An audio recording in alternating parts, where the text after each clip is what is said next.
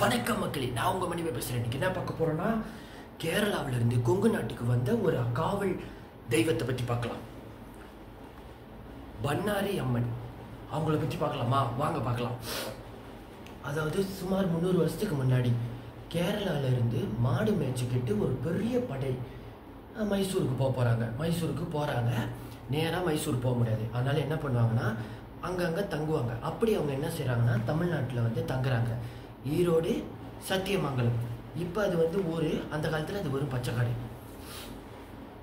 அப்போ என்ன ஆகுதுன்னா, தங்குறாங்க. ஒரு 3 நாள் அங்கே தங்கிட்டு அப்புறம் ஓய்வு எடுத்துகிட்டு திரும்ப நடக்க ஆரம்பிப்பாங்க. அப்போ இங்கே வந்து தமிழ்நாட்டில் தங்கும் போது மாடு மேய்ச்சிக்கிட்டு அங்கே தங்கிட்டு இருக்காங்க. அந்த மாடெல்லாம் மேயுது. அப்போ அங்கே இருக்கிற ஒருத்தர் பார்க்குறாரு, தினமும் ஒரு மாடு, அந்த மேய்ச்சிக்கிட்டு இருக்கிற மாடில் ஒரு மாடு மட்டும் ஒரு 2 நாளைக்கு தனியாக போயிட்டு வருது. இதை பார்த்து அந்த ஊருக்காரரு நாளைக்கு போய் செக் பண்ணி பார்க்கணுன்னு அந்த மாடு பின்னாடியே போகிறாரு. அந்த மாடு பின்னாடி போய் பார்த்தா தனியாக ஒரு மரத்திட்ட போய் பால் கறக்குது. அப்போ இதை பார்த்து ஆச்சரியமானவர் உடனே வந்து ஊர் மக்கள்கிட்டலாம் சொல்கிறாரு. அப்புறம் ஊர் மக்கள் பதறி போய் எல்லாம் போய் அந்த மரத்துக்கிட்ட போய் சுத்தம் பண்ணி பார்க்குறாங்க. ஒரே பூவு இலெல்லாம் கிடக்குது. எல்லாத்தையும் சுத்தம் பண்ணி பார்க்கலான்னு பண்ணி பார்த்தா சுயம்புலிங்கத்தில் செஞ்ச ஒரு சிலையும் ஒரு புத்தம் இருக்குது.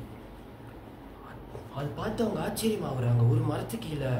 அப்போ டக்குன்னு அங்கே கூட்டத்தில் அந்த வந்தவர் இருக்கார்ல, அவரில் ஒருத்தருக்கு அருள் வருது.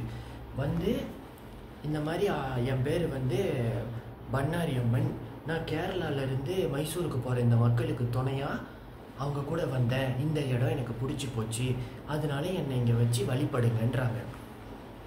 அன்னையிலேருந்து சத்தியமங்கலத்தில் புலிகள் காப்பகம் பக்கத்துலேயே இந்த கோயில் இருக்குது. சரியா? 300 வருஷமாக இங்கே கோயில் வச்சு தமிழ்நாட்டுடைய காவல் தெய்வமாக வணங்கிக்கிட்டு இருக்காங்க. நாளைக்கு உங்களை இன்னொரு வீடியோவில் வந்து சந்திக்கிறேன்.